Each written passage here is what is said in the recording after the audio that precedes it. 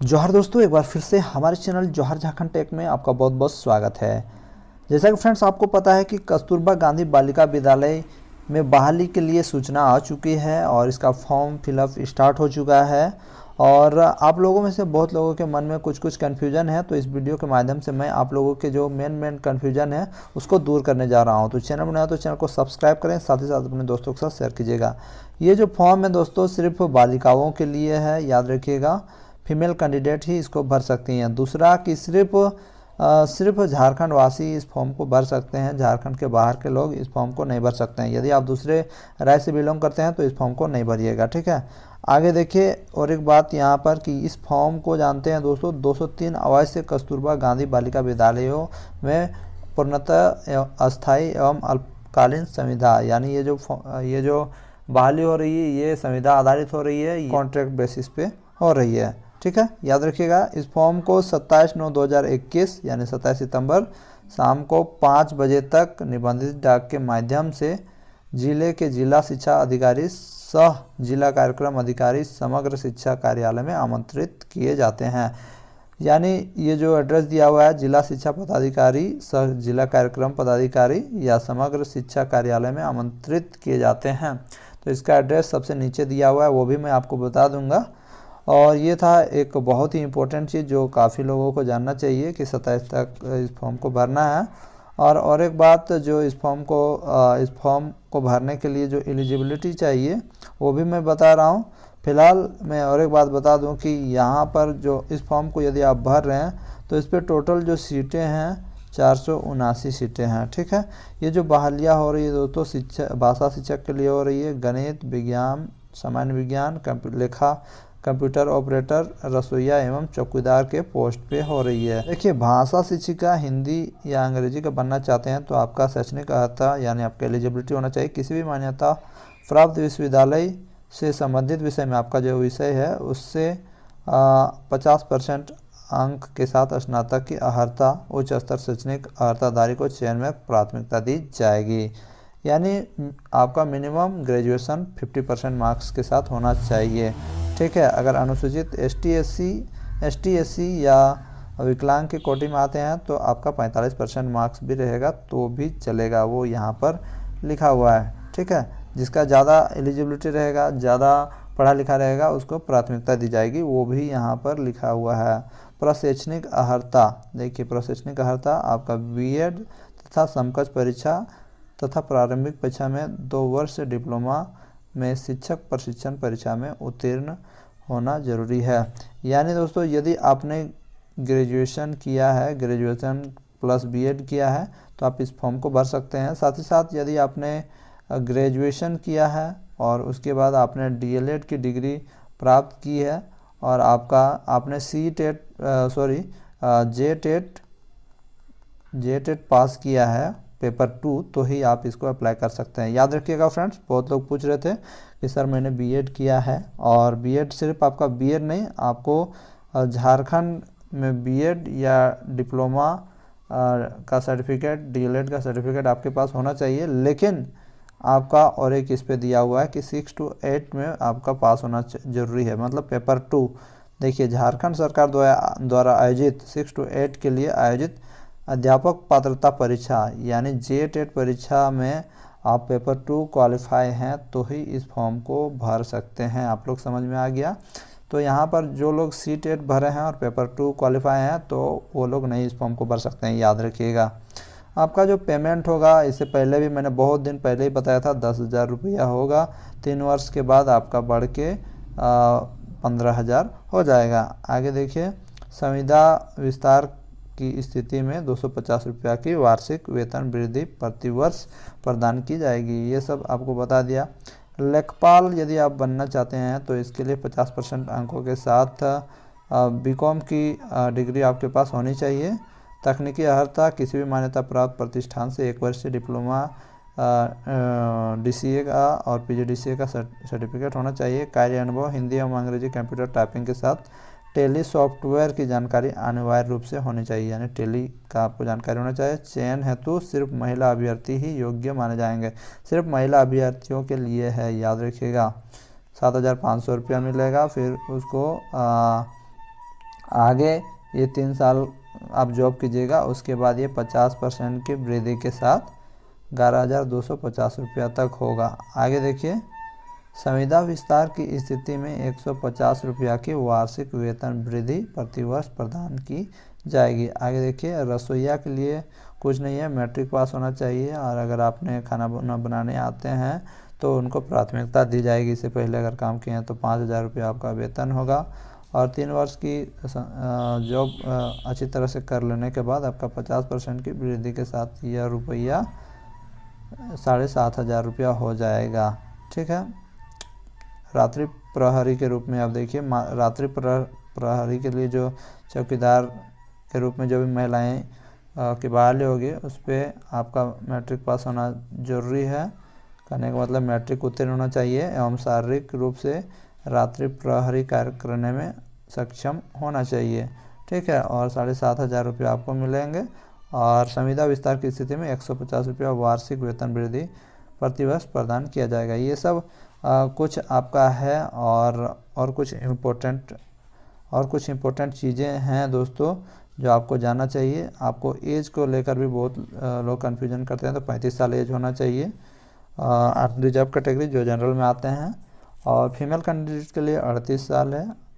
ठीक है। आगे देखिए, एक्सट्रीमली बैकवर्ड क्लास में जो भी आते हैं BC1 BC2 में, तो उनके लिए 37 वर्ष है, और ST SC जो के अंतर्गत जो आते हैं उनके लिए 40 साल मैक्सिमम एज यहाँ पर मैं बता रहा हूँ पर।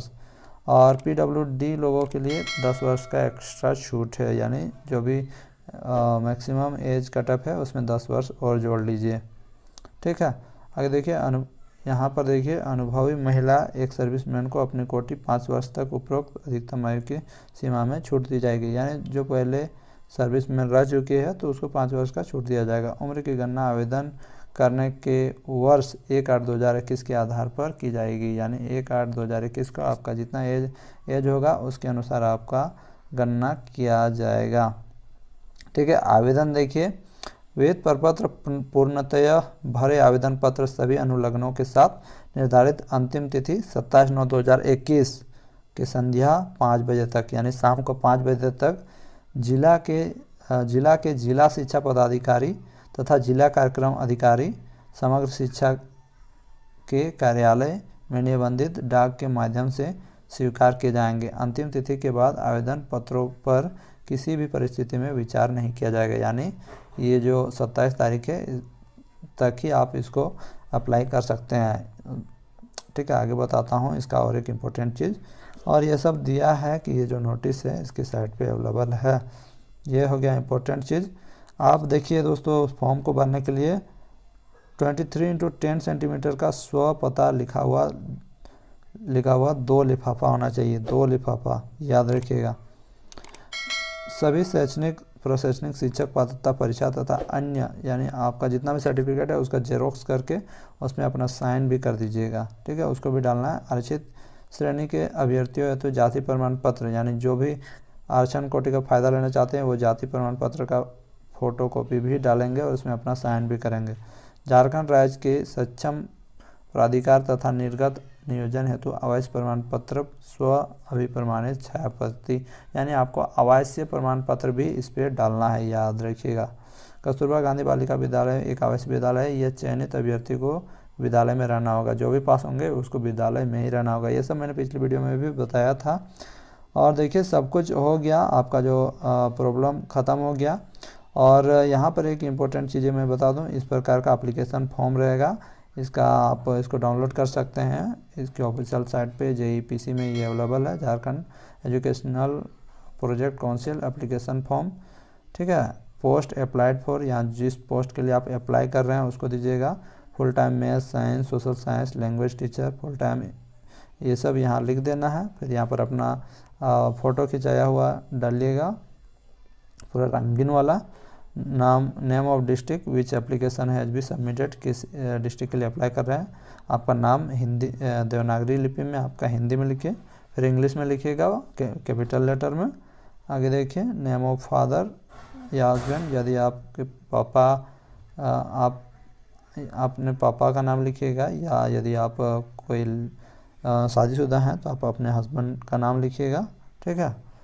डेट ऑफ बर्थ यहाँ आपको लिखना है, परमानेंट एड्रेस आपको यहाँ लिखना है, पिन कोड यहाँ लिखना है, स्टेट यहाँ लिखना है, आपका एड्रेस कॉरस्पॉन्डेंस में यहाँ लिखना है, at post, police station, pin code सब कुछ लिख देना है। यहाँ पर मेल है कि फीमेल वो लिखिएगा, यदि फीमेल है तो फीमेल लिखिए, मेल है तो मेल लिखिए।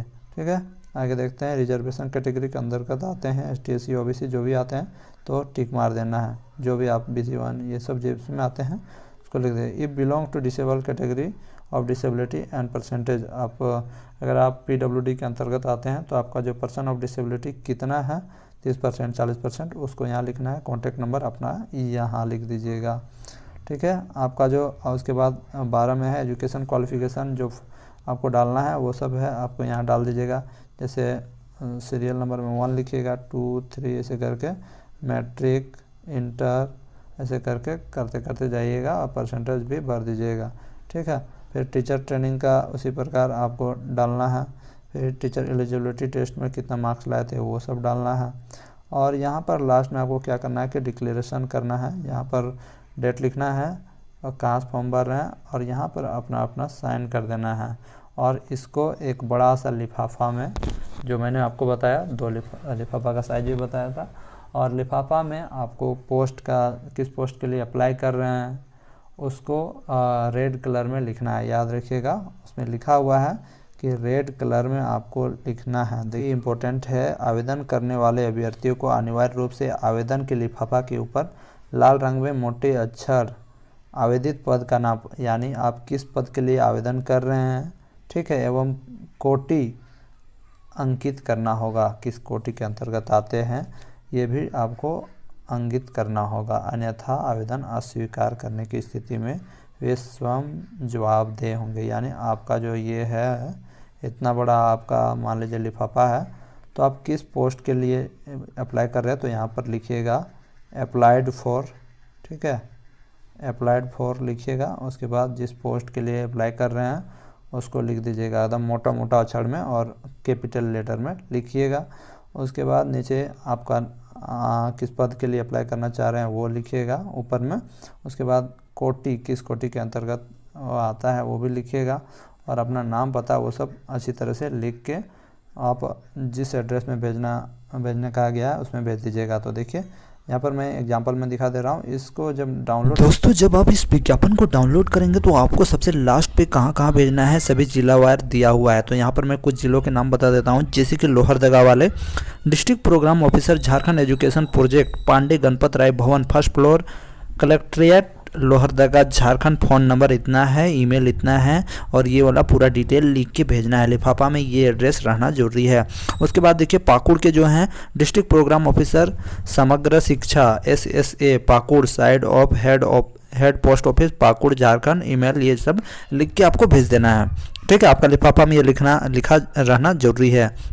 ठीक है, डिस्ट्रिक्ट प्रोग्राम ऑफिसर समग्र शिक्षा पलामू के जो लोग हैं उनको इस एड्रेस पे भेजना है। Collectorate building block C, 2nd floor, room number 9, मेदिनी नगर, पलामू, और पिन कोड भी डाल दीजिएगा और ईमेल भी, ये सब पूरा डिटेल डाल दीजिएगा। इसी प्रकार दोस्तों जैसे ही आप नोटिस आपको डाउनलोड करना है, यदि आप नोटिस नहीं डाउनलोड किए तो हमारे जो टेलीग्राम ग्रुप है जोहार झारखंड टेक का, उस पर जुड़ जाइएगा। वहाँ पर मैं ये नोटिस डाल दूंगा। सबसे नीचे ये एड्रेस है, आपको आप जिस ज़िले से हैं आप उस ज़िले का जो एड्रेस है उसको देख लीजिएगा और उस एड्रेस को सेम टू सेम अपना लिफाफा में लिखिएगा। और भी कुछ प्रॉब्लम होगा, फॉर्म कैसे भरना है नेक्स्ट वीडियो में मैं पूरा फॉर्म भर के दिखाऊंगा। फ्रेंड्स मिलते हैं नेक्स्ट वीडियो में, तब तक के लिए जय हिंद, वंदे मातरम, जोहार झारखंड।